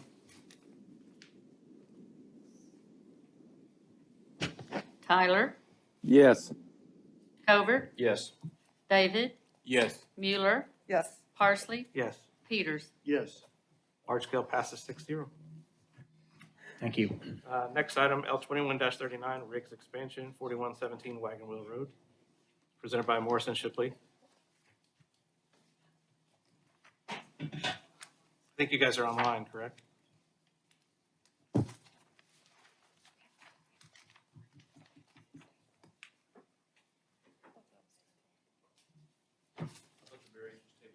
The variance was tabled and they wanted the large scale to stay on.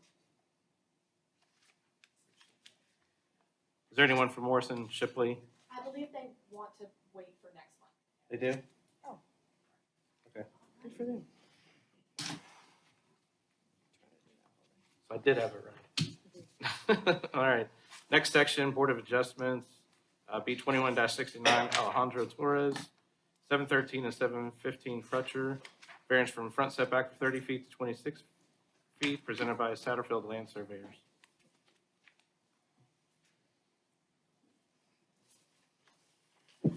Ricky Hill for Mr. Torres.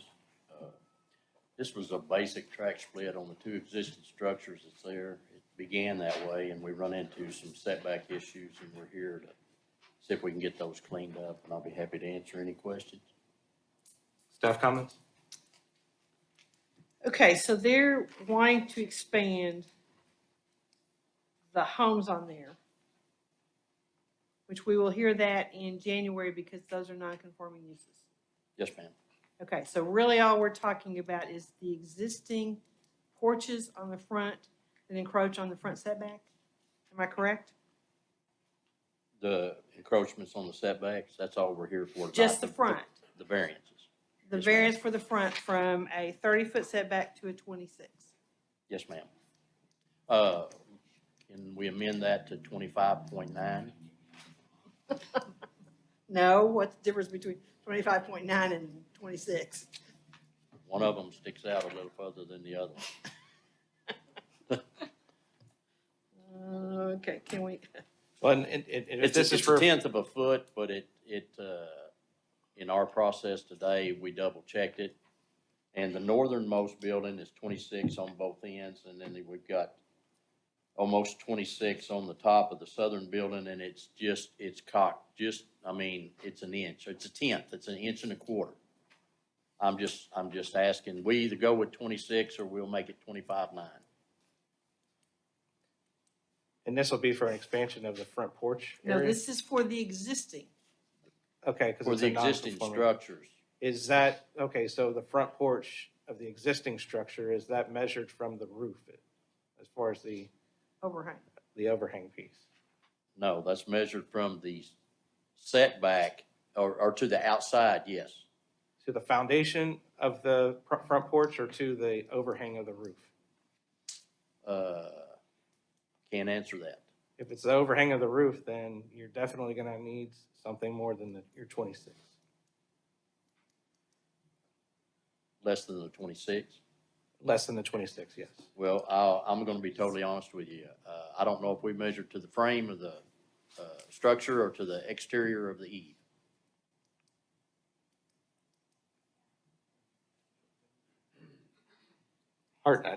It's really challenging for us to be able I to mean, if vote. it's gotta come back in January anyway to look at the. We can do both then. The expansion of the non-conforming use, then we can deal with it all at the same time. Well, if the porch won't have an eave on it, so I probably misspoke. It's going to be to the outside structure post on the porch. We'll be on the street side of the porch, the outside structure, the supporting post. The house, whatever's there, the corner of it, that's where we measure to. But if you want me to bring it back, I don't have a problem with that. I mean, it's one dimension. I would recommend you validate that one. I don't have a problem with it. Okay. So what else are they adding to this house, to these houses? I do not have any additional plans at this time for what they're doing. Well, the variances, they're adding on to the home, 1 bedroom, 1 bathroom, 1 laundry room on the east side of the house. Which one is that? Currently, the northernmost building is the structure I believe that they're adding to. I'm sorry. And if we're doing variant, I mean, I understand it's a non-conforming, but I mean, once you add on to it, You can only do up to 30%, and you've got to approve the 30%. So we have to know what's being added to that. Ed, can you help us on this one? Yeah, my understanding is they're adding to the southernmost building on the east side. Are they increasing the size of it more Yeah, than? they're gonna increase it, and it will come all the way towards Hart Street, to match up with the existing structure. Is it more than a 30% I expansion? have no idea what the. Well, we gotta calculate that to know whether they can do that or I not. don't have any plans for that. and these front on Crutcher? Yes. Okay. Yes, they front on Crutcher. And with the revisions that they're gonna make, I assume that they still would have it front. I don't honestly think they're changing the front of the structure. Okay. the facing of it. Just trying to avoid any headache as far as having to come Yes, sir, I back understand. multiple times on here, so, okay. Well, let's table this one, just so you can absolutely make sure as far as, and get an accurate as far as the setbacks needed. And I understand that it's non-conforming right now, but, I mean, if there's plans as far as if they're planning on doing anything to the front, it's gotta be to that E. on there. They need to come in with some plans so we know what they're doing. Okay, thank you. I'll make them aware of that. Thank you. Next item, B 21-99, Greg Brown, QOF Investments, 909 Bacchus Avenue, variance of electrical requirement, presented by Greg Brown. Good evening, Greg Brown, QF Enterprises. Tell us a little bit about your variance request. So we've already been approved for a mobile vending site. What we're here tonight requesting is a variance so that we can connect to electrical. You're making an underground connection, correct? Yes. Okay. Any other staff comments? Okay. Any questions or comments from the audience? To the commission? This be a call? Let's call for Call for the vote. Call for vote by Mr. Cover. Cover, Yes. David, Yes. Bueller, Yes. Parsley, Yes. Peters, Yes. Tyler. Yes. This variance passes 6-0. Thank you. Next item, B 21-100, Commercial Computer Services, 697 West Highway 264. Presented a variance for paved parking requirement presented by Gene Housley.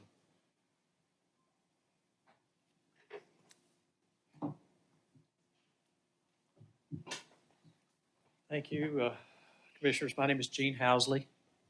Long agenda tonight, so I'll try to get through mine as quick as I can. Brief history, I owned this property at 697 West Highway 264 for many, many years, back into the 90s. At one point, it was an RV dealership, unimportant. But I'm a good team player, but I didn't realize it originally had some gravel out there for parking back in the 90s.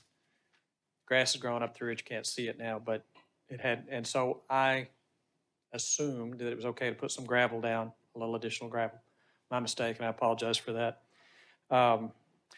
Patsy was kind enough to point out to me that since it was C2 and it's been a car lot for many, many years, so it's grandfathered as whatever car lots is. Patsy, is that 5 or 6? Is that C5 or C6? It's C6. Okay, C6. So it's non-conforming use. So because of that, as she pointed out, I can't expand it more than 30%. My request coming to the meeting was 43 by 53 gravel area. And let me back up just a little bit. I did go ahead and put the gravel out there. Didn't intend to break any rules. I'm a great team player. I've been through lots of things with the Planning Commission. We've done a lot of things together over the years. I have several commercial buildings here. My mistake. But so to get to the point, what I need to do, what I want to do is only request, I came requesting 43 by 53 feet of gravel. This is a used car lot, and it's just the piece that adjoins it. We're just trying to expand the parking a little. To be specific about the reason for that is we want to do just a couple pieces of equipment, like farm equipment, maybe some light construction equipment like a dozer. Just a little bit of expansion in the space there. Like I said, Patsy pointed out to me, which I didn't realize, that because it's non-conforming use, we only have 30% to work with. So I have a quick question for Patsy first before I tell you what I want to tell you next. Patsy, is the 30% expansion based on the space I'm leasing it to him or the existing parking? Is it 30%? It's based on what's being used for the car dealership itself now. The total? I have a question for you. You Sure. already park some vehicles on gravel just to the north of that paved area, correct? Can we go back to that other picture? Okay. You've got a paved area and you park cars on that. But you're actually parking cars to the north of that paved area on gravel now. That's already scheduled to, because that's recent, and that's scheduled to be paved. We want that. We need it. Okay, so you're expanding the parking lot already. Correct. Okay, and then go back to the picture again. Okay. is it, are you not connecting the two together? You're making a path over to the side rather No, than? it is connected. That drawing's not very good. Can you see the little It connector? appears that you're doing a driveway over to this, and the area that you're graveling is further to the north, closer to the highway than the existing. Is that the same Sure. depth of what? We can put it there. The level of the ground was just kind of conducive to doing it that way, but we can join it directly to it. Okay, and you want to park, I just need 2 more spaces. I'd like to, revise this request to just let's see, 360 square feet, 20 by 18 would be fine. We just need 2 little pieces of construction equipment we want to add to be able to sell there on the lot. and you want it to be gravel because it's construction equipment. Because the little dozer, for example, that little finish dozer, they just really tear the asphalt up. If you don't want me to do that, I can. I only requested that because the dozer really chews up the asphalt. These are little finish dozers, are not very big, but they sure chew up They have asphalt. tracks? Yes, steel tracks, But, if that's not acceptable, we can pave it. I mean, the other option is to rezone the property to and it becomes a permitted use, and then all we're doing is a non-large scale and doing it that way.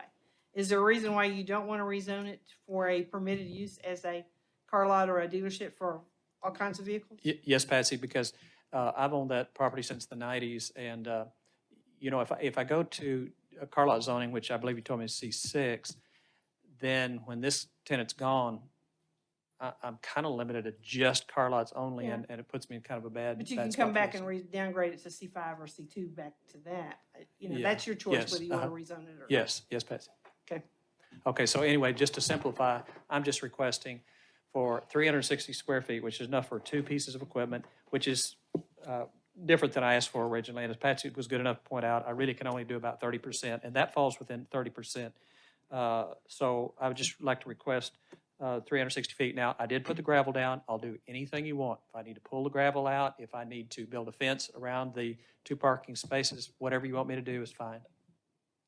But I just would like to have a variance for 360 square feet. Okay, any questions or comments from the audience? To the commission, Is this the call for the vote? the call for the vote. Call for the vote. Call for the vote by Mrs. Mueller.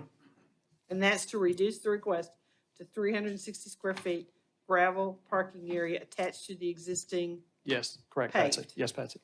or adjacent to. Yes. David, Yes. Mueller, Yes. Parsley, No. Peters, No? Tyler, Yes. Covert. No. That's a tie, so this does not pass.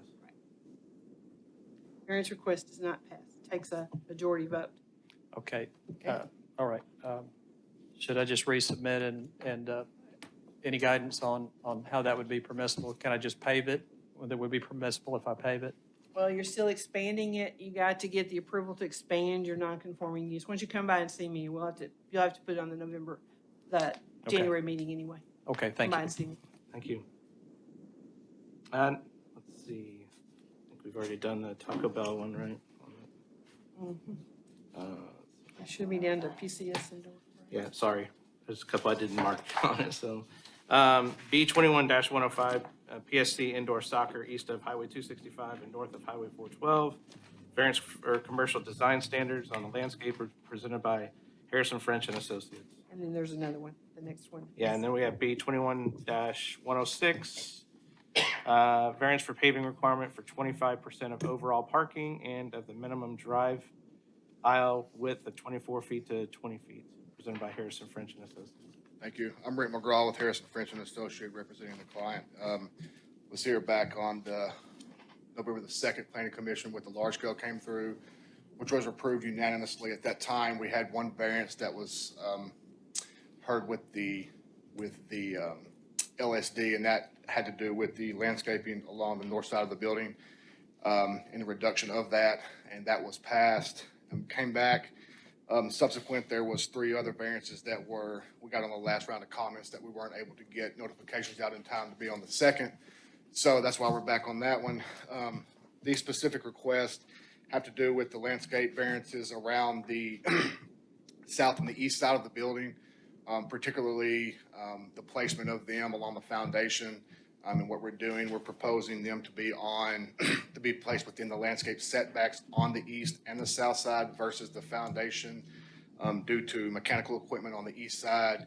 And it's only a portion along the south side. It's about, I don't know, I think I have it in here, maybe 40 foot, 60 foot, because we've got a south access road that allows for fire to go back. You can see it on the screen right there. So it's a very small portion on the south side. So that's the landscape variance. Bottom line is you have the same amount of landscaping, just put in different locations. Yes, ma'am. Okay. That's correct. The other two, the one about the driveway width reduction, that's for the south connection point. All driveway widths are 24 feet or larger, and we're only asking for the one that connects from the come and go parking lot on the south side of the building. That is due to two large existing transformers for the come and go to power that. And in order, relocating them was not practical. And so this was the same width that was provided when we first came through in our first submittal back in the summer. And there was not an issue with it at that time. And so it is just about 130 foot that we're requesting of that reduction. And then the last one is to reduce a portion of the additional parking lot, the northeast parking lot, basically the north third that you see there. We're asking that to be a portion of gravel and be considered as part of overflow at this time. The main reason is because, we're not anticipating that lot be full the entire time. And we were trying to save a little bit on the cost of the construction at this time. It is designed to be paved, and the stormwater has been accounted for in the detention pond. So should the need arise and that needs to be paved, then it's already fully designed and stormwater accounted for. So it's just kind of to see how it goes for the first, year of operation and then make an assessment after that. So that's kind of an explanation for the variances, and I'm happy to take any questions. Okay, so would you do a bill of assurance for that 1 year on the paving, that in a year we come back and determine whether it's been used a lot, and if you still want it to remain gravel, you come back and ask for that bill of assurance to be extended, or you pave it? I can communicate that with the client, but I don't see any issue with that, no ma'am. Okay. Okay, so then that paving requirement would be with a bill of assurance for 1 year. In that area of parking. And that's after you open, not as of today? Yes, ma'am. Okay. Yes, ma'am. That area of parking was needed too, to meet the minimum spaces. To meet the minimum spaces. I don't know that How will they they be think they're gonna marked? use that many of them, but. Well, but if it's needed for the minimum spaces, how will they be, will they just Well, mark? they'll mark them on the gravel. They'll- Yes, yeah, yes, they'll be still marked and striped all delineated that for spaces via parking bumpers, basically parking stops on there to delineate. I think it is, the total number of spaces here, and I apologize, is,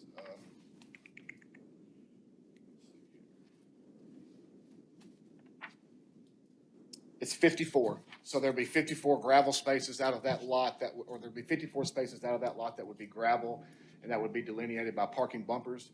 And just basically to see how the flow and the how many spaces are needed, basically. And so, and we could do that with the bill of assurance after the first year or so of operation. If it's not needed, we can continue operating that way. If it is, then we'll come in there and pave it and, move on. Still do the drive will still be paved around? Yes, ma'am. Oh, actually, no. The drive will be paved up into where the gravel starts, and it will not be paved in that portion. It'll just remain gravel. But there will be landscaped islands there within the gravel portion that delineate kind of what it would be if it would be paved. And so I think we had a conversation, I think, with you, Patsy, about, designing it to a full parking lot standard. So there would be some landscaped islands there that would essentially define what that drivable path would be. Would the lighting plan still include that area? Yeah, the lighting plan. Oh, yes, ma'am. Yes, sir. Absolutely. How many parking spaces were you required to have? 214. And so you're taking out 54 of these that aren't gonna be paved? Yes, ma'am. And we're talking about having a gravel, like a lot with lights and everything, just gravel? That's No, it's just a small portion. About 24% of this particular lot would be gravel. The remaining would be paved. It's just basically the north third for lack of a better word, that would be gravel at this time. But percentages aside, we're talking about 54 spots out of 214, regardless of where they are. Yes, sir. That's correct.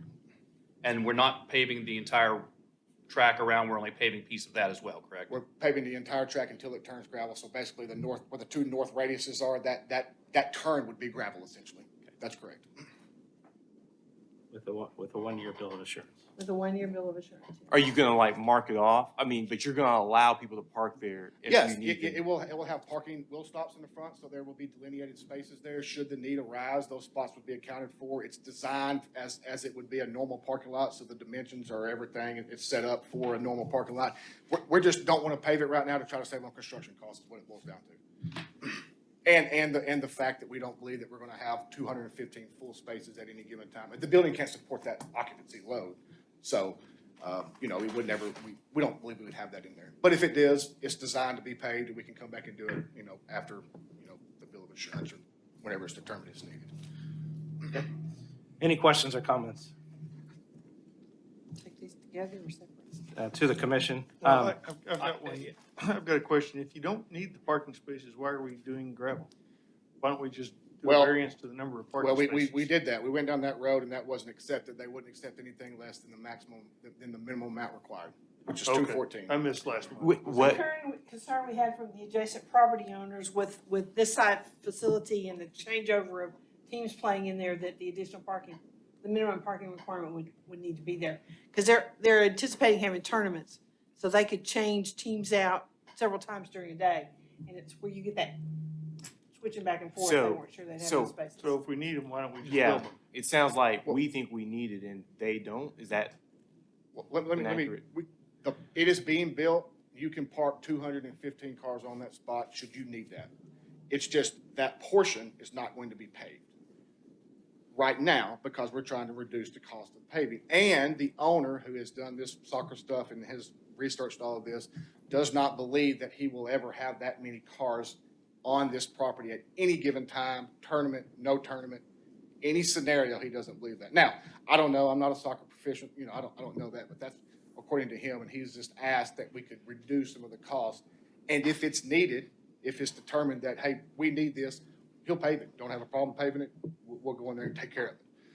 How would we determine that we need it a year from now?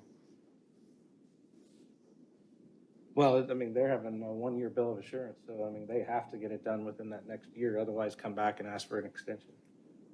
Well, yeah, and that's something we don't want that to be in perpetuity. I don't have to come back here every year and say, well, I need another extension.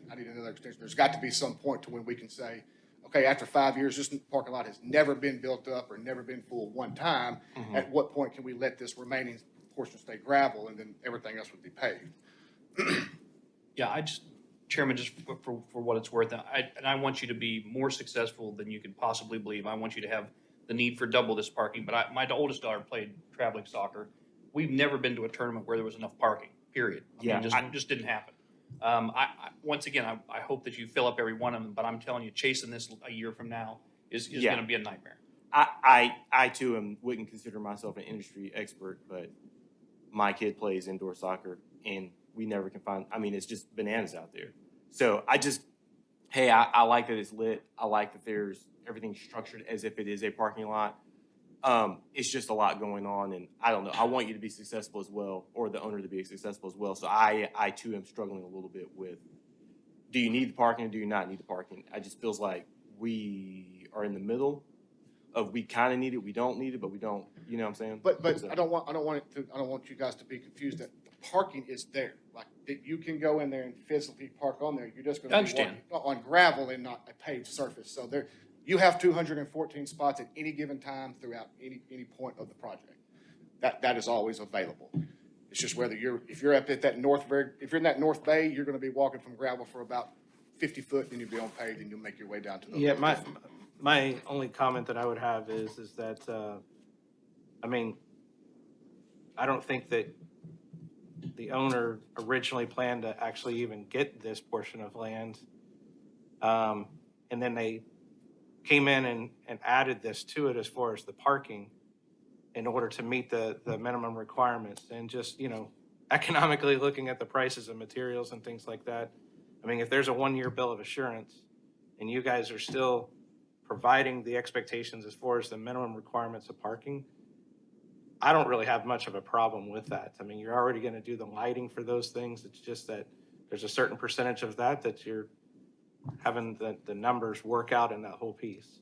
But, you know, if you weren't able to do a bill of assurance, that would be a bit more challenging. That's Yeah, just I my don't think comment that's that I gonna have be on an that. issue. He's willing to work with Yeah. you guys. Mr. And I agree with you guys as far as that. I mean, if this is anything like, I don't have kids that play indoor soccer, but I do have experience as far as going to the Springdale Center, and it's a nightmare to park there. Well, in- that's in that whole because they piece. don't have a quarter of the spaces that we've got. No, And I that's with every understand. unit around here. And Yeah. also, I there's think only you're 2 fields. underestimating as far as the demand. I've in been that there whole too. piece. I've seen it. I understand, you know, and so I'm not downplaying that whatsoever. But, you know, there is 2 fields, 4 teams that can even play at any given time. So if you have a tournament, and I think he did say he was planning to have 3 to 5 tournaments a year, I believe, somewhere along there. So, and it's primarily for an adult league. At this time, I don't think he's planning to have youth activities there. However, there has been some concessions made on the building side of things Well- to facilitate that in the future. And so And that and this is, is the other thing that I called out last month is that none of these parking spaces can be used as far as for vendor tents and things like oh, that. no, absolutely. So absolutely. that, There- it there's needs to no be clear in- of that. No, there's no need for that. He Okay. doesn't, he's not requesting that whatsoever. Mr. Chairman, I guess I'd just ask if we can take them separately if we're. Yeah, that's fine. Yeah, I agree with that. I think the thing that I'm struggling with is we came in and we presented a plan of what we wanted to do here, and we got the extra stalls and everything was gonna be paved and everything was gonna be fine, and now we come back a month later and said, you know what, we don't really wanna do that now.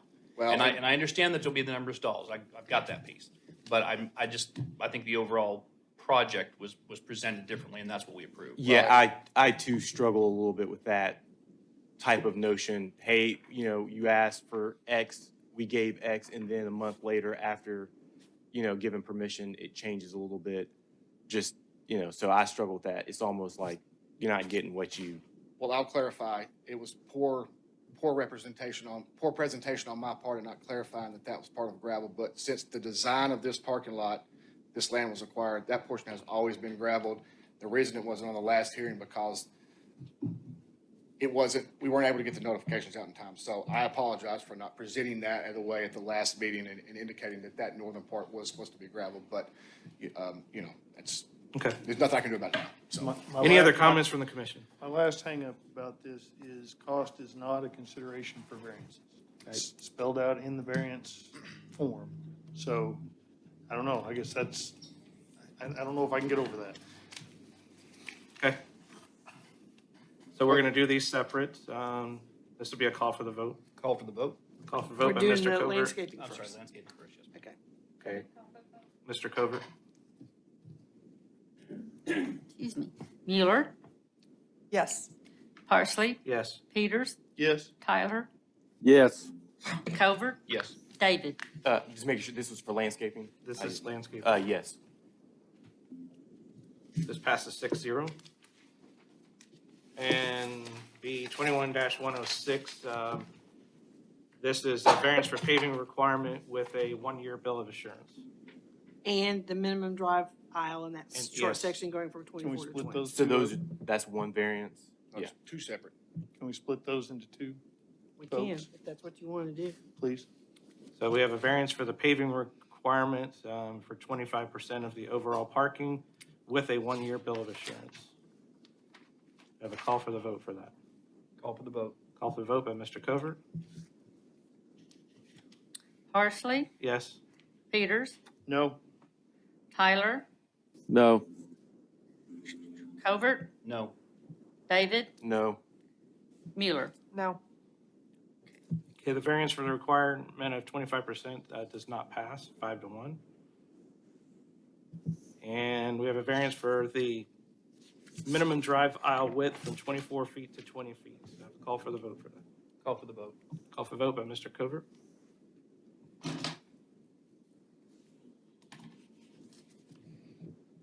You'll have to split it out. Okay, all right. Peters, Yes. Tyler, Yes. Covert, Yes. David, Yes. Mueller, Yes. Parsley. Yes.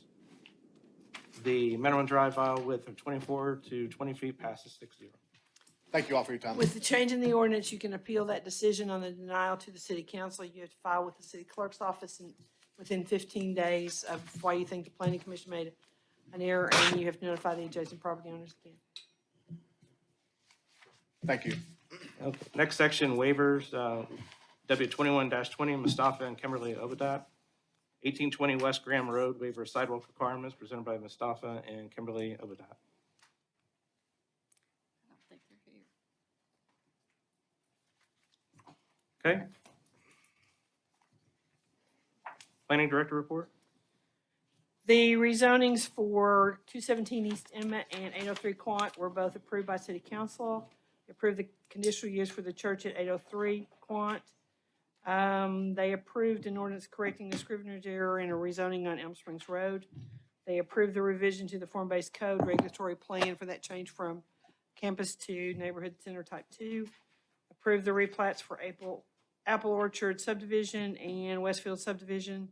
Approved the waiver of street improvements for Jim Cash for a tandem lot split and the street improvements for 13294 Robbins Road.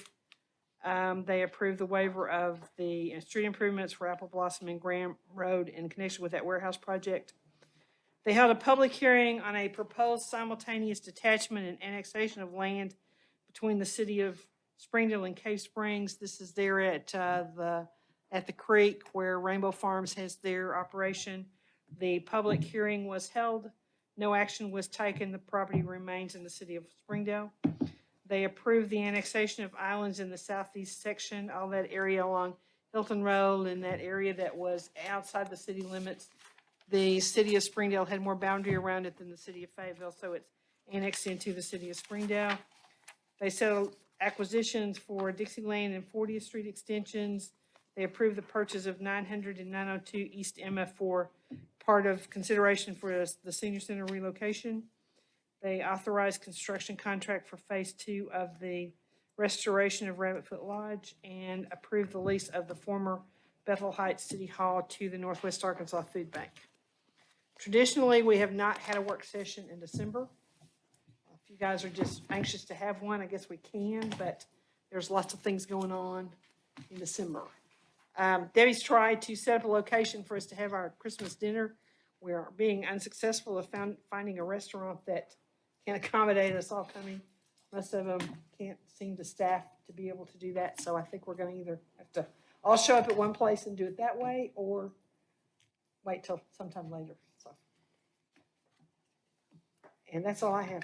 I think we just wait till sometime later, if that's all right with everyone on it. The only thing I had is that I know my term expires the 31st of January, and I've asked to be appointed again in that whole piece, and I think, Ben, is yours the No, one? I think it's James David's. Yeah, James David's as well. If there's obviously the desire to continue on, I just need to just make sure that Mayor Sprouse has that information. Okay. And I talked to him today, and he will be making some decisions about what he's doing with those. We won't do election of officers until after those reappointments or appointments are made, so we know who our planning commission is going to be at that time. Okay, anything else anyone has? All right, well, you all have a good Merry Christmas. Thank you. Meeting closed.